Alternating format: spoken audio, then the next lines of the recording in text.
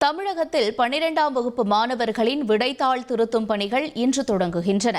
அதேபோல 10ஆம் வகுப்பு பொதுத் தேர்வின் இறுதி நாளான இன்று விருப்பமொழி பாடங்களுக்கான தேர்வு நடைபெறவுள்ளது. கடந்த மார்ச் 11ஆம் தேதி தொடங்கிய 10ஆம் வகுப்பு பொதுத் தேர்வில் முக்கிய 5 பாடங்கள் முடிவடைந்த நிலையில் அரபிக், உருது, சமஸ்கிருதம், ஹிந்தி உள்ளிட்ட பல்வேறு மொழிகளில் சுமார் 5027 மாணவர்கள் விருப்பமொழி தேர்வை எழுதுகின்றனர். இது விருப்ப பாடம் என்பதால் அனைத்து மாணவர்களுக்கும் கட்டாயமில்லை என்பதும் குறிப்பிடத்தக்கது.